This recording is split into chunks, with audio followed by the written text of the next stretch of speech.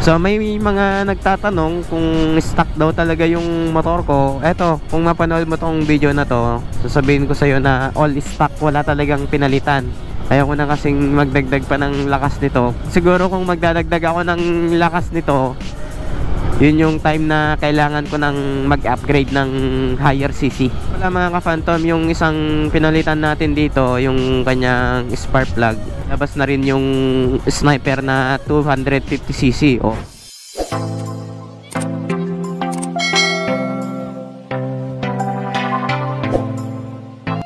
So yun mga ka-Phantom, ngayon bibigyan ko naman kayo ng tips sa ating sniper pagdating sa performance. So kung napanood nyo yung previous na video natin, doon tinarayin talaga nating tinap speed yung motor natin kahit meron tayong angkas. Talagang nandun talaga yung power nitong motor natin, no? So may mga nagtatanong kung stock daw talaga yung motor ko. Eto, kung mapanood mo tong video na to, sasabihin ko sa'yo na all stock, wala talagang pinalitan. Kahit yung gulong, pero yung gulong siguro gumaan kasi medyo napudpud. Pero same pa rin, yun pa rin yung ating gulong naman. Medyo naging manipis lang siya kasi 2 taon na. Sa paggamit ba naman natin, nasa 20k odo na. Malamang sa malamang mapupudpud na talaga. Tapos akalain nyo bang mga ka-Phantom na may nag-comment dun sa ating video na in-upload? Kung makikita nyo yung taxi versus sniper, may nag-comment dun na all stock ba yung motor mo? Tapos siyempre sinagot ko siya ng oo paps, all stock lang. Tapos nag-comment siya, ang sinabi niya, kaya pala mahina, sabi niya. Sabi ko sa kanya, no, oo, parang takbong bisikleta nga lang yung sniper ko, sabi ko. Siguro malakas yung sniper niya, kaya niya nasabi yun. Pero sa atin kasi stock is good lang. Ayaw ko na kasing magdagdag pa ng lakas nito. Siguro kung magdadagdag ako ng lakas nito, yun yung time na kailangan ko nang mag-upgrade ng higher CC. Kaya yun din yung iniiwasan ko, kasi sakto na ako sa lakas nito. Sa tipid niya naman, consumption niya, okay na din ako. Wala kayong dapat na palitan dito sa motor nyo. Balak ko nga rin ipatanggal sana yung tapalodo ko. Palagyan ko siya ng yung tail light na pang R15. Dito na lang ako dadaan kasi wala masyadong sasakyan. Tsaka ang masasabi ko dito, 2 years ko nang ginagamit. Alam nyo yung performance yung una, habang tumatagal, lalong parang nararamdaman ko na medyo lumalakas. Pero sa makina kasi wala pa tayong ginagalaw bukod dun sa kanyang cam bearing. Yun lang naman yung napalitan ko kasi syempre nagkaroon ng problema. Tsaka nung nagpalit ako ng cam bearing, talagang mas naging smooth talaga yung performance nito. Wala mga ka-Phantom, yung isang pinalitan natin dito, yung kanyang spark plug. Bali, yung gamit natin ngayon is NGK na Iridium. Yun yung nilagay natin sa kanya. Siguro 3 months ako nagpalit noon ng spark plug niya. Pero maganda yung yung sunog ng spark plug niya. Pero siguro gagawan ko ng video yung pag-check natin ng kanyang spark plug para makita nyo kung goods ba talaga yung NGK na Iridium. Yun din yung gamit ko noon sa aking NS200, yung Iridium na spark plug. Isa din siguro yung rason na yun kaya yung power nito may naibibigay niyang performance. Talagang yung 10% is nanggagaling dun sa mismong spark plug. Tapos yung 3% is nanggagaling dun sa mismong oil na nilalagay natin. Then yung ibang percent is nanggagaling na dyan sa loob ng kanyang makina. So hindi pa tapos tong dito, daanan dito.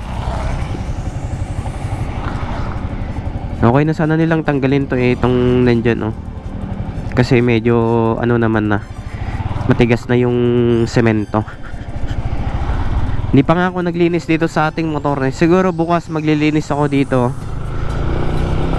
kasi talagang dire-diretso talaga kasi yung pagbabiyahe natin. Hindi ko na nalinisan. Gagawan ko din ng video yung paglilinis natin dito kasi yung ibang ibang viewers natin nagtatanong sila kung daw yung pinapahid natin sa kanya. siguro after nitong video natin maglilinis tayo, tapos yun yung ibibideo natin, gagawa natin ng video para yung mga ibang ano natin, nagbabalak na maglawas ng sniper at gusto nilang mapanatiling maganda at bago yung kanilang motor, pwede nilang gawin yung ginagawa ko sa motor ko.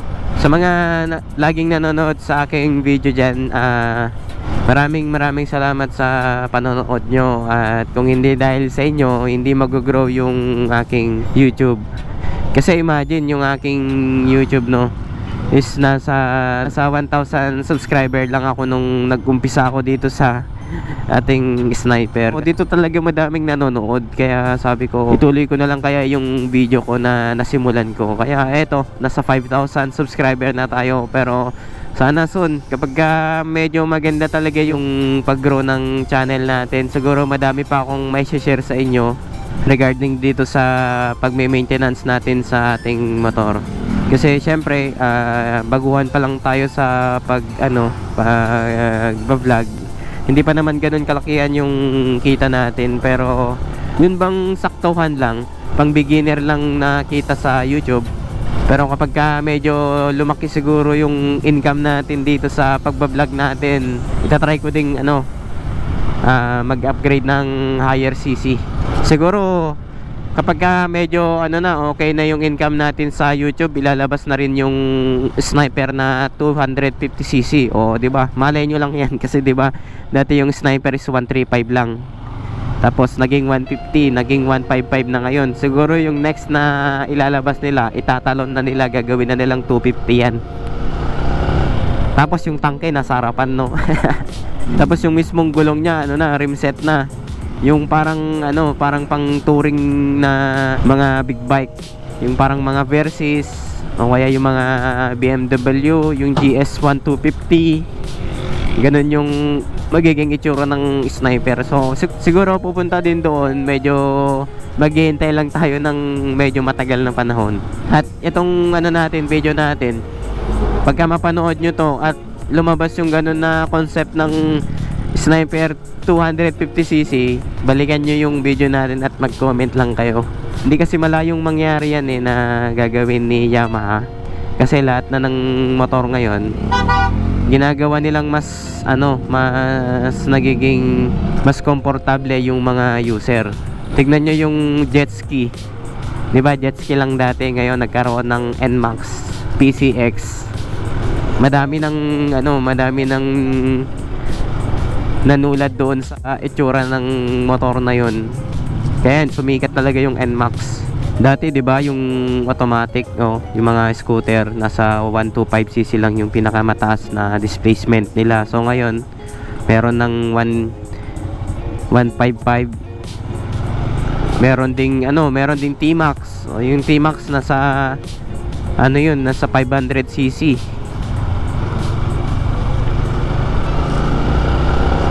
O di malay nyo, yung ating sniper mayroon ding ibang variant na lalabas yan. Hindi masyadong traffic dito sa dinaanan natin compare kanina sa dinaanan natin doon sa labas.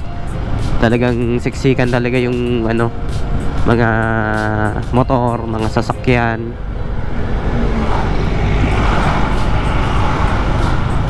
At maraming salamat sa mga sumuporta na naman sa ating video for today. At kung hindi ka pa nakasubscribe sa ating YouTube channel, please subscribe and don't forget to hit the notification bell para lagi kang updated sa aking latest videos.